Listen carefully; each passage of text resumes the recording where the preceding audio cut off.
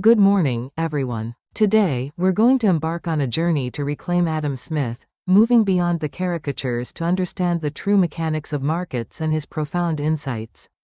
The popular image, or the myth, often paints Smith as the patron saint of unbridled capitalism, suggesting he believed pure selfishness and total deregulation would automatically create a perfect society. But the reality, based on his original source material, reveals a moral philosopher who warned of the dangers of high profits, advocated for the working class, and believed markets could not function without justice. Our thesis today is that modern economics has, in many ways, reinvented Smith. To truly grasp the failures of the invisible hand in our contemporary world, as analyzed by Nobel laureate Joseph Stiglitz, we must first reclaim the nuance and depth of Smith's original thought. Central to understanding Adam Smith is recognizing that the economic man he describes is always constrained by the prudent man. This slide illustrates the unified system of his two major works, The Theory of Moral Sentiments, published in 1759, and The Wealth of Nations, from 1776.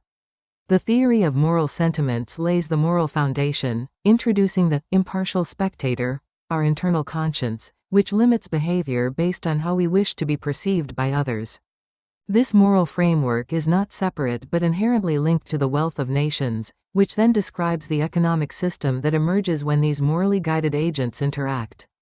As Edward W. Cooker aptly states, the economic man of The Wealth of Nations is constrained by the prudent man in the theory of moral sentiments. There's no contradiction here. These works form a cohesive system of checks and balances, demonstrating that Smith's economic theories are deeply rooted in his moral philosophy. One of the most crucial distinctions to make in Smith's philosophy is that self-interest is not the same as selfishness. Selfishness, as Smith saw it, is indulging one's preferences at the expense of others. This behavior is unequivocally rejected by Smith, as the impartial spectator naturally condemns it as antisocial. What Smith championed was socialized self-interest, the constant effort to better one's condition, but critically bounded by the desire for praise and approval from our community. We act in our own interest not to harm others, but to gain the respect of society. We care for our immediate sphere, like family and friends, because that is where we are competent to do good effectively. On the other end of the spectrum is pure benevolence, defined as universal saintliness. Smith viewed this as rare and often impractical for the functioning of a large, complex society. His ideal lies firmly in the middle, a self-interest tempered by social morality. Let's turn to one of Smith's most famous quotes: "It is not from the benevolence of the butcher, the brewer, or the baker, that we expect our dinner, but from their regard to their own interest." This line is frequently misinterpreted as an endorsement of pure greed. The misinterpretation suggests we appeal to their avarice. However, the reality, according to Smith, is that we appeal to their dignity. We address their self-love not because we lack benevolence ourselves, but because we respect them as independent, autonomous agents. To appeal solely to their humanity would be to treat them as if we were beggars asking for charity. The butcher works primarily to feed his own family. By engaging in trade with him, we enable him to fulfill his primary moral duty to his loved ones and, in doing so, mutually benefit. It's about recognizing and respecting mutual self-interest within a framework of social interactions, not exploiting greed. Smith also explored the double-edged sword of specialization. The economic gain is undeniable. The division of labor represents the greatest improvement in the productive powers of labor. By breaking down tasks into simpler components, it increases dexterity and saves time, leading to significant increases in productivity. Think of the famous pin factory example, where many hands working on different parts of a pin could produce vastly more than each working alone. However, Smith issued a profound warning about the human cost, what he termed mental mutilation. He argued that performing only a few simple operations for a lifetime causes a person to become as stupid and ignorant as it is possible for a human creature to become. Such a worker loses the habit of exertion and the capacity for higher thought. Crucially, and unlike many modern libertarians who claim Smith as their own, Smith argued that because the market degrades the worker's mind, the government has a vital role to play. It must intervene with public education to prevent this mental mutilation and preserve the intellectual well-being of its citizens. For Smith, justice was the main pillar of society, while beneficence was merely an ornament.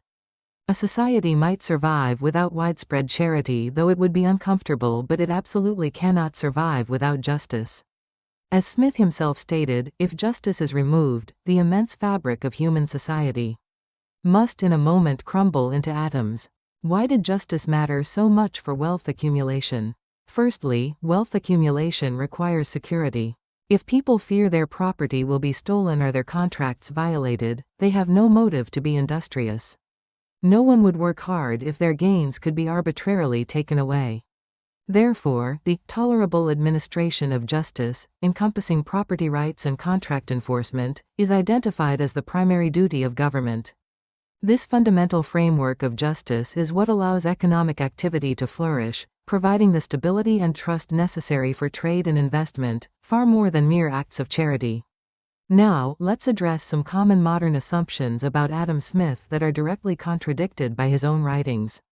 Many assume Smith loved high corporate profits. Yet, Smith explicitly stated, the rate of profit is always highest in the countries which are going fastest to ruin. He viewed high profits as an indicator of a rigged system, not success. Another modern assumption is that Smith opposed high wages. On the contrary, Smith argued vigorously for high wages, declaring, "No society can surely be flourishing and happy, of which the far greater part of the members are poor and miserable." He believed that a prosperous society must include well-paid workers. Finally, some assume Smith advocated for flat or regressive taxation. However, Smith supported progressive taxation, stating that, "the inequality of the worst kind is when taxes fall heavier on the poor than on the rich."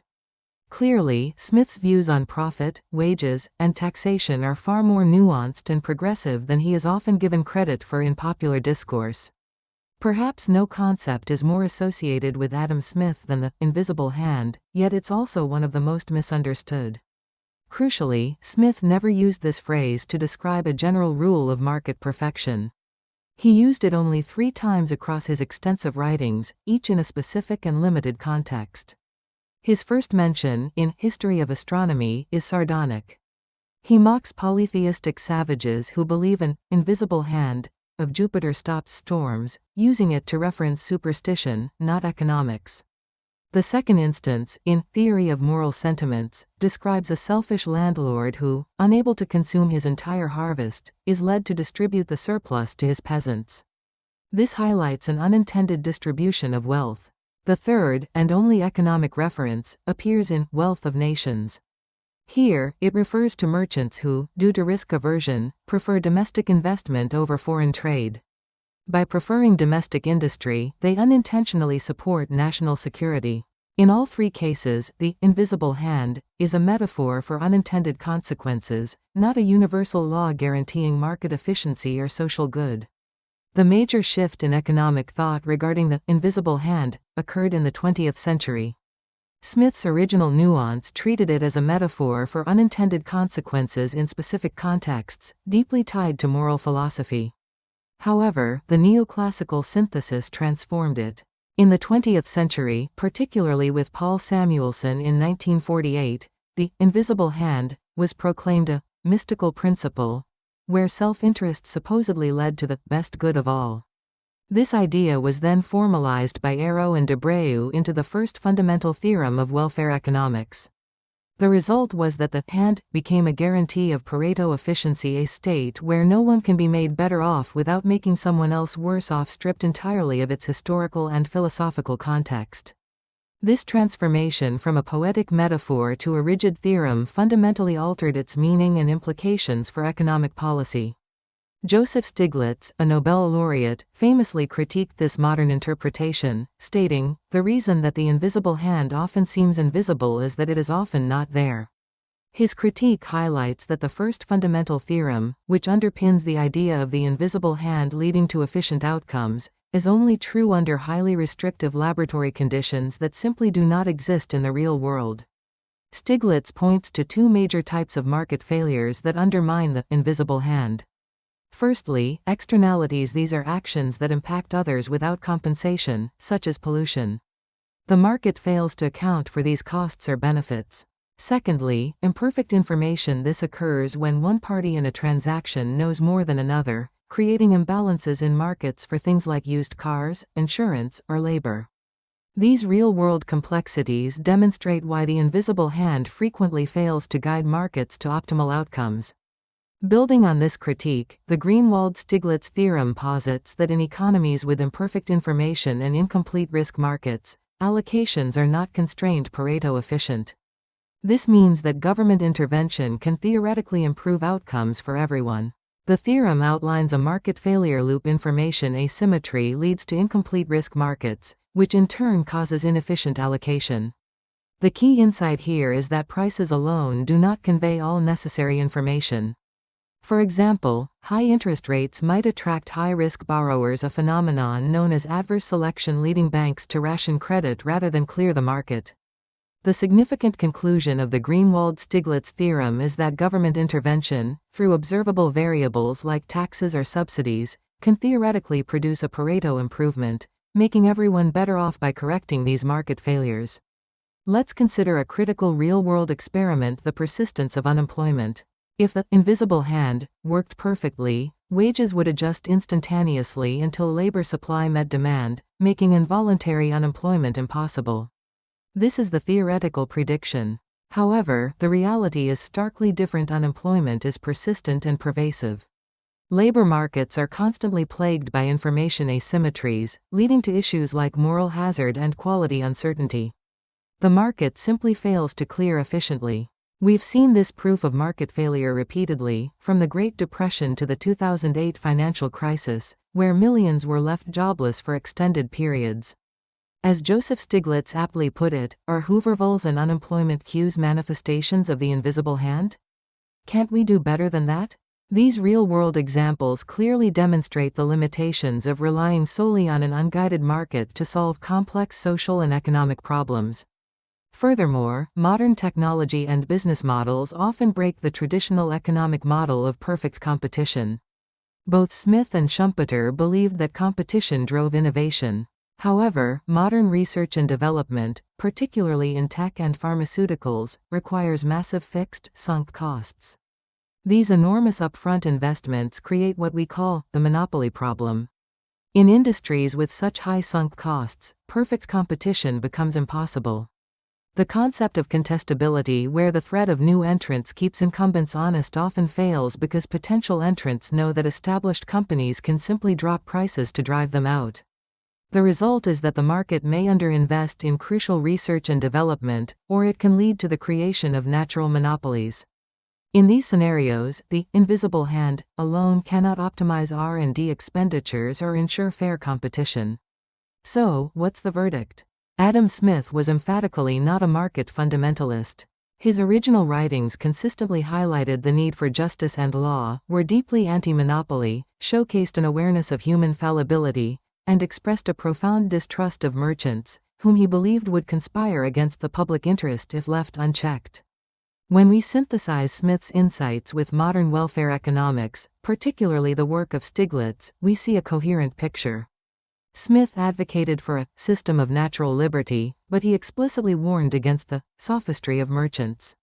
He saw government as necessary not only to provide public works and education, as we discussed, but also to administer justice and act as a crucial check on the market's excesses.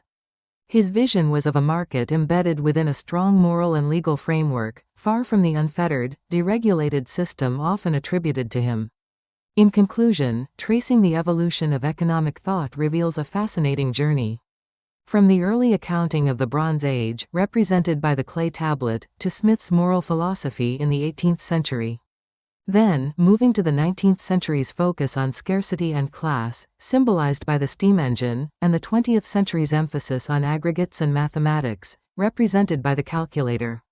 Today, with tools like brain scans, we delve into behavioral and information economics.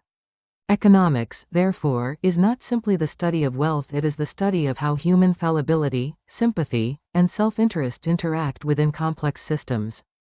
To truly reclaim Adam Smith is to remember that the invisible hand, far from being a mystical, self-correcting force, is fundamentally attached to a human arm, guided by our moral sentiments, and requiring the framework of justice and good governance to function for the benefit of all.